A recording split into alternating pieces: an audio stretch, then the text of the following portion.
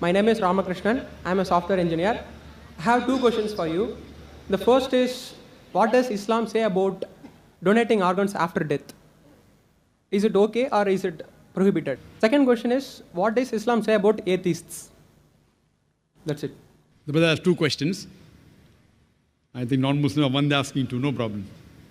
The first question is, what does Islam say about donating organs?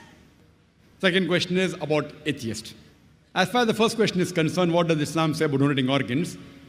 There's no direct verse in the Quran or any Sahih Hadith which says whether organs can be donated or not. But there are various conferences that have held in Saudi Arabia, in Malaysia, and various different parts of the world. And the scholars have come to a common consensus that if three things are fulfilled, then organs can be donated. Number one, the person who requires an organ, but natural, it should be a major benefit to his health.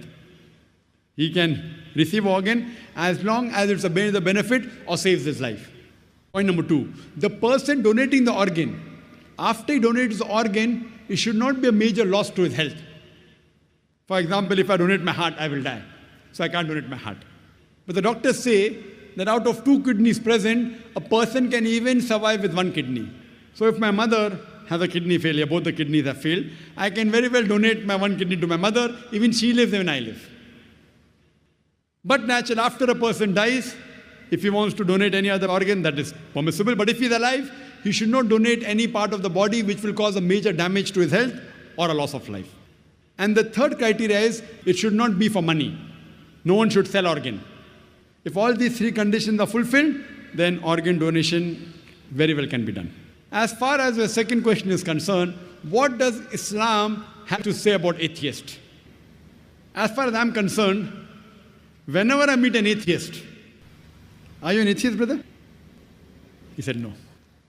Whenever I meet an atheist, the first thing I do is I congratulate that atheist. People may wonder that why is Zakir congratulating atheists? The reason I'm congratulating atheists is because most of the human beings, they usually do blind belief. He is a Hindu because father is Hindu. He is a Christian, father is a Christian. Many Muslims are Muslim because father is a Muslim. Now this atheist, he's thinking. He may be coming from a religious background. His father may be pious. But he does not believe that how can there be a God who requires to eat, a God who can die, a God who can lie.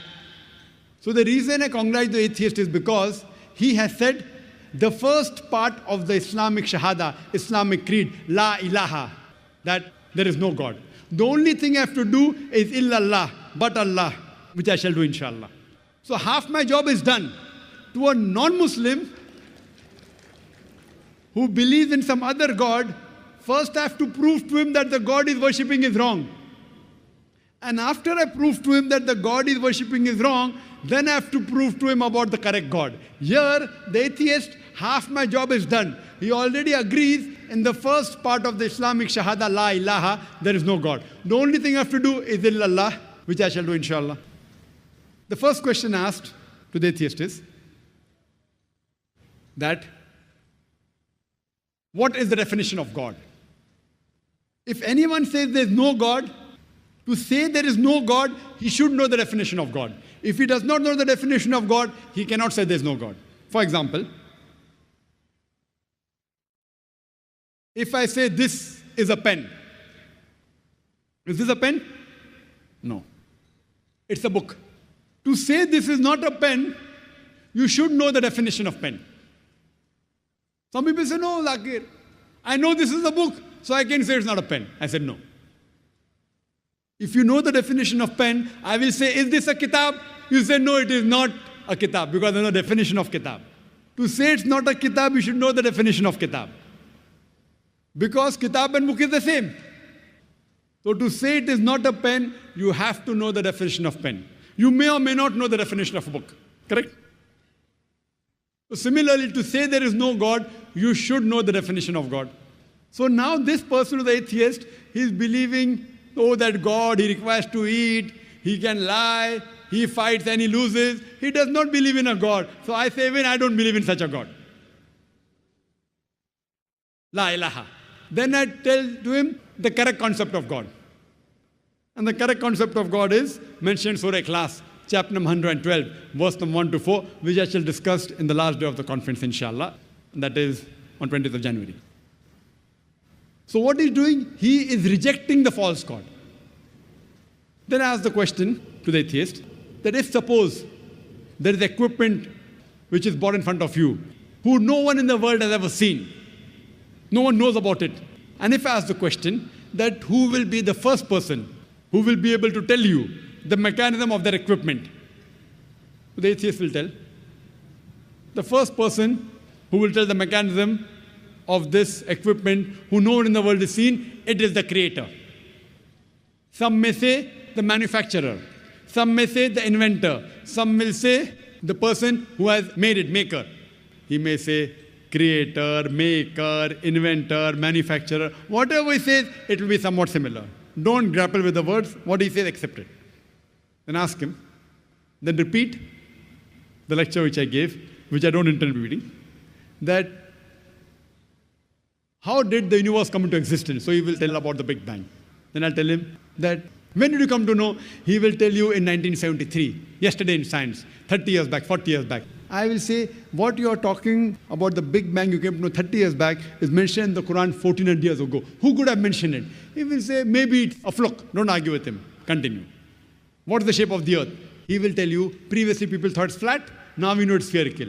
When did you come to know? He will tell you 1577, when Sir Francis Drake sailed around the earth. When? 300 years back, 400 years back, 450 years back. The Quran mentions 1400 years ago. Who could have mentioned it? He will say, oh, maybe your Prophet Muhammad, peace be upon him, he was an intelligent man. Don't argue, continue. Light of the moon, is it its own light or reflected light? He will tell you, previously we thought light of the moon was its own light. Recently we have come to know a couple of hundred years back, it's reflected light. It's mentioned in the Quran, Surah Furqan, chapter 25, verse 61. Light of the moon is reflected 14 years back. Who could have mentioned it? Now we'll pause. Don't wait for the answer. Continue. In school, I was taught that the sun was stationary. It did not rotate about its axis. He'll ask, is that mentioned in the Quran? I said, no, that's what I learned in school. But the Quran says the sun and the moon rotate, which we have come to know recently. In school, 25 years back, I was told the sun did not rotate. The Quran says 14 years back that the sun rotates, which science has discovered today. Who could have mentioned that? There'll be a pause. Don't wait for the reply. Continue. So all the scientific things I mentioned in my talk, after each scientific fact, ask him who could have mentioned it before. And finally, he will tell the creator, the manufacturer, the inventor, the maker. This creator, this manufacturer, this producer, this inventor, we in Islam call as Allah. That's the reason today science is not eliminating God, La ilaha, it is eliminating models of God, illallah. Therefore, Sir Francis Bacon, a very famous philosopher, he said that little knowledge of science makes you an atheist, in-depth knowledge of science makes you a believer in God. So, with this help of this lecture, Quran Modern Science, you can prove the existence of God scientifically. Hope that answers the question.